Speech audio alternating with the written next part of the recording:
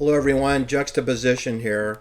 Today's video will be entitled Mass Psychosis, Disgust.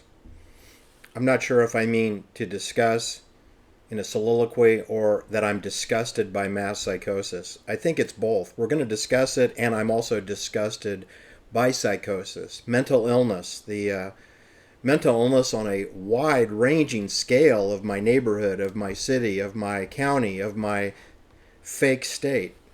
Alta California, a fake state in the United States, which is neither united nor exists financially, and as a practical matter, legally it doesn't exist either, since we're under maritime law, which is international law of the sea, admiralty law. Anyway, mass psychosis. Okay, so to be as charitable and least depressing as I can possibly be, I would say that 95% of the people out there in the world are completely and utterly clueless, and they're buried in, up to their eyeballs in the matrix, which is as Aaron Valente said, it's a thought experiment. It's just a game. We're in a matrix. And what she meant was that all the world is a stage, and some of the actors on the stage are paid by military intelligence, CIA, KGB, Mossad, British intelligence, etc., etc. In other words, members of the clandestine services are paid to be actors upon a stage. But most of the people on the stage are just clueless people who think that 9/11 was a terrorist attack by Arabs who have a leader who's in a cave with Wi-Fi access in a heroin-rich opium area known as Afghanistan, or that they think that those Japanese, those evil Japs, attacked a World War I battleship, the Arizona, in Pearl Harbor, like that really mattered. Oh my God. Or the Spanish sunk the USS Maine in the port of Havana while it was being guarded by the United States Marines in a secured port facility known as Havana, known as Cuba, completely and utterly controlled by the United States Navy. And you're going to have some terrorists come in and blow up your ship and kill 266 people? I don't think so. No, not without permission and sponsorship. Anyway, what I want to tell you is 95% of the people are zombies, and there's no amount of education, no amount of facts or circumstances are going to change them. They're going to buy the poppycock every day, because when you buy the poppycock, you don't have to do any research whatsoever. And you see that on my channel, and I'm just catering to 1% of the population. But even within the 1 to 5% of the population that's red-pilled and is in various states of awokeness, I don't like to use that word woke. Anyway, let's just say that people are hip, that the media lies, and the media lies 100% every day on 99.5% of everything you get. Sometimes they spell the names right, sometimes they don't. Like in the case of Charlie Manson, they have never got that name correct. The birth certificate reads no name Maddox. Then his mother filled in Miles, Charlie Miles Maddox at a later date. At no time was he ever Manson. That's been penciled in with crayons later. Anyway, what I'm trying to tell you is even amongst the people that consider themselves hip and awake, there are degrees of awareness and degrees of wisdom and discernment. Because if you're a young person, if you're 21 years old or younger, you don't have any real experience in life to understand how you've been lied to. You've been lied to. You've been lied to your entire life. Your entire teenage years you were lied to. You're lied to in your music. You're lied to in your social media favorite platforms. You're lied to in Hollywood films. You're lied to at Netflix. You're lied to on television if you watch television. Your friends are MK Ultra bat crazy. You're lied to in your favorite steroid televised sports. They lie constantly. Woke messaging going out. The LGBT movement is probably less than 1% of the total population of the world, and yet it's the dominant woke message that you get every day now, with the men competing with the women, and Bruce Jenner pretending to be a person by the name of Caitlyn, when really we should be talking about what kind of an Olympic steroid program were you on, Bruce? And why were you on my Wheaties box? And can I have a refund? I want to be reimbursed for all the Wheaties I bought when Bruce Jenner won his gold medal in the 1976 Olympic Games, I think he should refund the money and he should give it to the poor. Or he can give it to me and I'll distribute it to the poor. But that's fraud. It's sporting fraud and it's doping fraud. And I understand that he would never have been on the team if he wasn't doped. But whatever Bruce Jenner did, it didn't work out too well because now he's a 6'4" ridiculous person wearing stilettos, which would make him over 7 feet tall, I think, and trying to pretend that he's a woman. He's not a woman. He's a man. He's a man on a Wheaties box with a gold medal. He won the decathlon Olympic gold medal. You cannot be a woman and win the man. He didn't win the women's decathlon. He won the men's decathlon. All right, that's the kind of mental illness I'm talking about. If you think Bruce Jenner is a woman, then you have a brain the size of a peanut. He's a drug addict, okay? And he's very disturbed. If you think Charlie Manson was a real person that existed and ordered the killing of 7 to 9 different people, your brain is the size of a peanut, okay? You're an imbecile. You're a moron. You should get off my channel, okay? Charlie Manson never killed anybody, and neither did Charlie Watson. Charlie Miles Maddox Manson didn't kill anybody. Charlie Watson didn't kill anybody. Susan Atkins didn't kill anybody. Leslie Van Houten didn't kill anyone. Patricia Krenwinkel didn't kill anyone.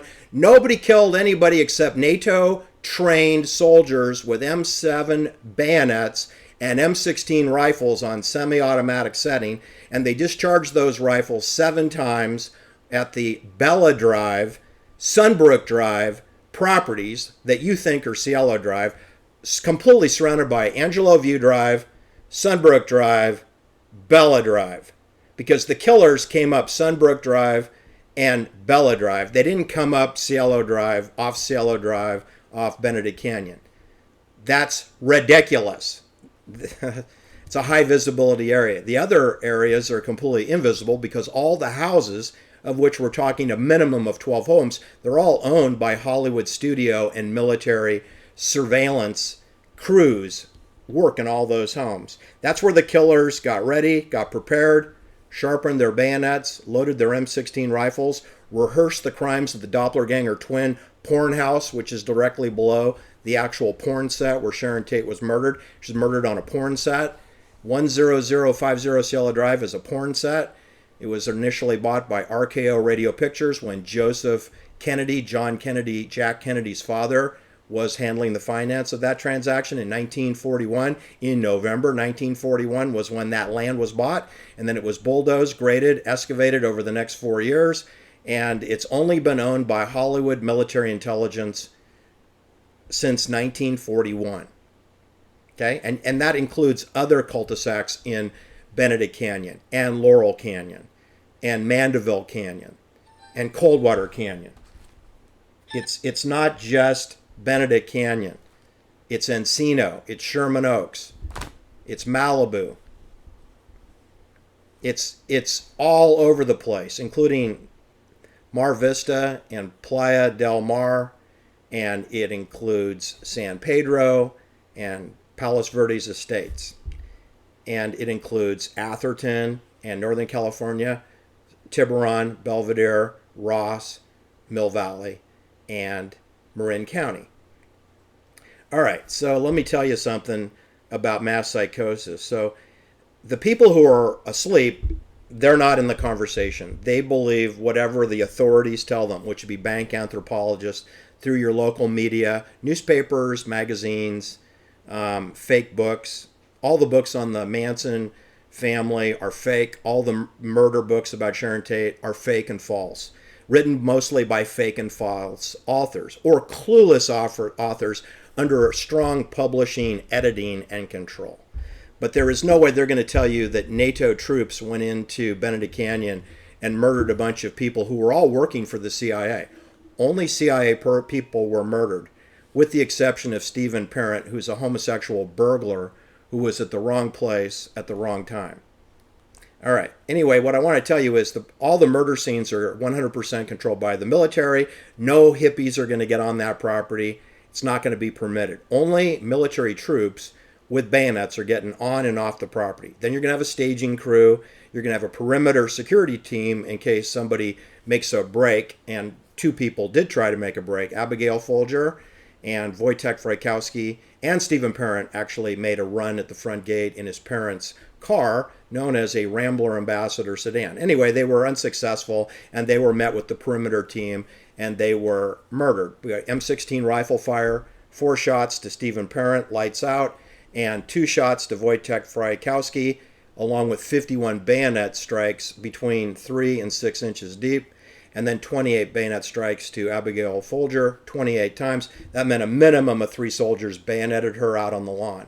And I would say a minimum of 4 soldiers bayoneted Wojtek Frykowski, and a minimum of 2 soldiers dealt with Stephen Parent. And then other soldiers, I don't know how many, handled 3 dogs, including a 80-pound German dog, 80 to 90-pound German dog, and a pool boy. So that's 4 creatures in the pool house, had to be chloroformed and removed from the property down to Sunbrook Drive, which is very easy to do, by the way. It is about 150 feet down the hill. It's very easy. And then they have to be put back into the pool house after the scene has been staged with the upside-down American flag, and a fake buck knife not used in the crime is planted, and a pair of eyeglasses are left, probably deliberately on purpose, and a couple of other little minor things. There were 36 fingerprints that were left at the scene that were never explained. The eyeglasses were never explained.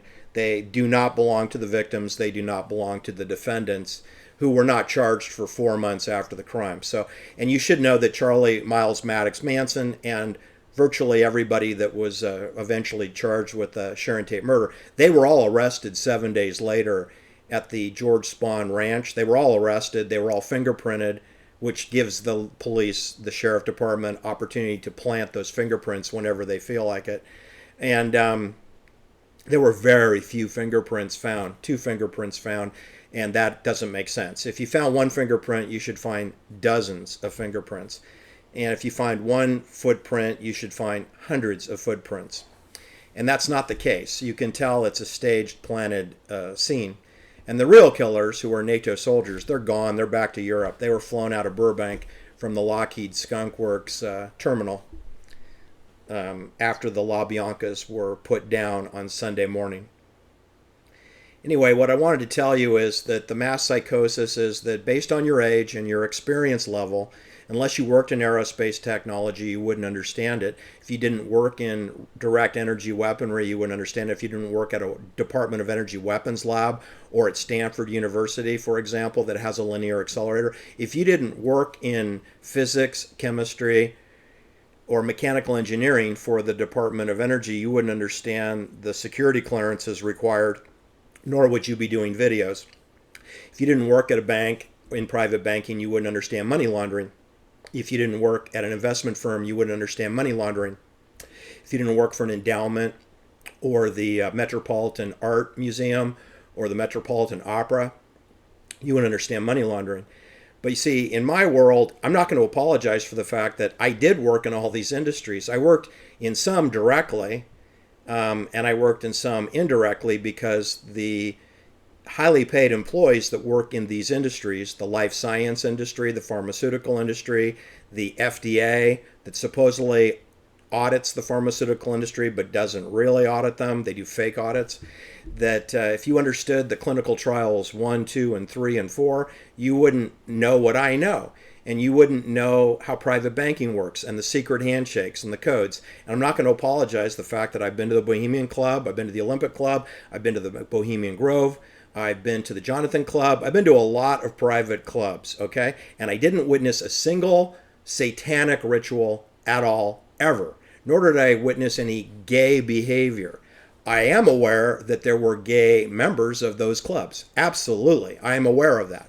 But I didn't see it demonstrated in front of me. So I cannot testify to things that I don't know. And if you don't want to believe me, then just get off my channel. It's real easy. I mean, look it over at YouTube. They have tens of thousands of videos that Charlie Manson killed Sharon Tate, or that Susan Atkins did it. And that's completely false, and it's disinformation, and there's not a scintilla of evidence to prove it. And yet that's what's promoted over there. And it's on BitChute too, because they're running Joe Rogan interviews, rinse and repeat, of Robert Kennedy. Robert Kennedy is a complete charade. I mean, he's a joke, and he's collecting money. People are actually sending him money. I mean, I think I should run for president, get 10 million bucks, surrender, lose, and then it's tax-free. All the money that a politician gets in his political campaign fund reverts to him personally and is income tax-free. Did you know that? Did you know that? And let's be honest, most candidates for United States Senate and the United States Congress and United States President, most candidates lose. But do they refund the money? No, not one candidate refunds the money. So people, you need to wake up and then you need to grow up. And if you're not old enough to understand that it's a diabolical world and there's a lot of criminal activity out there, and you should believe virtually nothing. And you know, I can't apologize for the fact that I'm trying the hardest I can to tell you that the 9/11 cover story is a total falsehood, and that fires are not the reason that the buildings collapsed. Airplanes are not the reason. Obviously, they're very sophisticated Department of Energy weapons were used, direct energy weaponry. And if you don't want to believe it, then go watch Apollo 1 videos of Gus Grisham. He told you right to your face. He said, no one's going to the moon for 25 years, and the Apollo program is a lemon. And he put a lemon on a coat hanger, and he hung it in front of the camera. And then they murdered him, didn't they? Yes, they did. They murdered Gus Grisham and his 2 men. And then they murdered the engineer inspector who looked into that, a safety inspector, and he got murdered with his wife and 2 children on a railroad track, which is part of the port facilities, which is where John Kennedy was killed, in the Dallas Port Authority. Railroad hubs and railroad trestles are part of our maritime law port facility. It's part of the intermodal transportation network. Canals, rivers, railroad tracks, interstate highways, and container yards are all part of the maritime law port facility, which means common law does not apply. And assassination is never pursued. Scapegoats are pursued, but the killers are not, because the killers are military trained, NATO approved. Anyway, that's my sermon today, is that even amongst the 5% or the 1% of the people that are awake, if you don't have a lot of experience across a broad area, I just happen to have a background that could cross over from aerospace to life sciences to banking to investment to Wall Street banking to people that were involved in men's clubs that I don't want to name the names, and that money launder, and people associated with big charities like the Metropolitan, won't say the name, but places that you probably have sent money have executives from big banks and investment companies on their board of directors. And the reason that they're on the board of directors is to make sure that there's no whistleblowing leaks about the money laundering activities, because not all the money that's in the endowment fund for the opera or the symphony or the museum actually goes to the exhibits. Some of it is siphoned off maybe to promote a felony crime somewhere. It's called money laundering. It's the concealment of the sources and uses of money. And endowment funds are an integral part of the facility tools, as was to be Abigail Folger. She was going to be a private banker. She was being a private banker when she was killed. She was quitting. She was resigning. And that's the primary reason that the people that you know, Lena LaBianca, Sharon Tate, Abigail Folger, Tom Coomer, who you think is Jay Sebring, they were all quitting their jobs. And they have to be replaced. And you need to send a powerful message to the replacement. You certainly don't want it to grow like a wildfire, and then everybody wants to quit their job. Because let's be honest, if you're in Hollywood or you're in banking and you're a cowardly, passive-aggressive banker or social engineer that reinforces fake narratives because you're pretty or because people think you wrote your own music when you didn't write your own music, you're singing other people's music, but you're called a songwriter like Carol Klein King, who is a fake songwriter. She's a fake songwriter. Because she didn't write Will You Still Love Me Tomorrow. She even admitted it on David Letterman's Late Night. Oh, you gotta love this. I love it when they actually do give you a little bit of a truth bomb. You know, good for you, Carol. I've always been a big Carol King fan, but her real name is Carol Klein, and she was a pregnant 17-year-old in high school when she broke up with Neil Sedaka, who was not the baby daddy, and then went on to have a 50-year career with RCA, Victor, EMI, RCA, CBS, mainly RCA, and Don Kirshner is the person who created Carole King. Don Kirshner created the Archies cartoon, which got the #1 pop hit when Sharon Tate was murdered. It was the Archies singing Sugar Sugar. That was a Don Kirshner creation. He also created the Monkees, which had a hit television show. Charlie Miles Maddox might have appeared on that show. He was definitely being considered for television and a record deal. And you should know that Don Kirshner created the Monkees, which is fake. And he created the Archies, which is a cartoon, fake band. And he created Carole Klein, who's fake. She's a real woman, married and divorced 3 times. Well, married and divorced. She's married 4 times, divorced 3. One of her husbands died. Married 4 times. But she's fake in terms of a solo songwriter. She didn't write all those songs on Tapestry. It was written by song teams at RCA, probably in the Brill building. And Will You Still Love Me Tomorrow, that was a song that was presented to us by the Chiffons in 1962. So Carole King was just raising her little daughter at that time. She was only, trying to think how old she would have been, like 22, 23 years old when the Chiffons sang Will You Still Love Me Tomorrow. Then that appears on the Tapestry, the Tapestry album as if Carole King wrote it. That's 10 years after someone else wrote it, a team of people, for the Chiffons. Nothing to do with Carole Klein, who is taking care of her little baby daughter, Louise. All right, that's my problem with mass psychosis, because even amongst the awake, some are still very caught up in the matrix, and others have broken clear. I'm not sure anyone can break out 100% from the matrix. I mean, when you've been lied to every moment of your life, and if that goes on for 50, 60 years, I mean, it's going to be hard to recover, right? I don't think that a 12-step program is going to work. Anyway, we do the best we can. I do block a lot of people on my channel because I will not tolerate people coming on my channel and telling me that Carole Klein wrote all of her music when Don Kirshner was responsible for her music. And I'm not going to tolerate anybody telling me that Frank Zappa wrote his music. The guy didn't have any skills whatsoever. I'm not going to tolerate moon landing believers. I'm not going to tolerate anything to do with the Twin Towers and Building 7 collapsed because of office fires.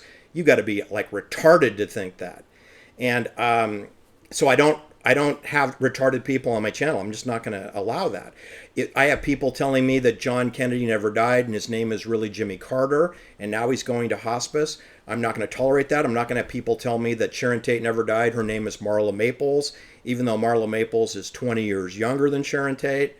I'm not going to buy that. I'm not going to promote that. I have to block those people because they will hijack my channel. And my content is about mass psychosis.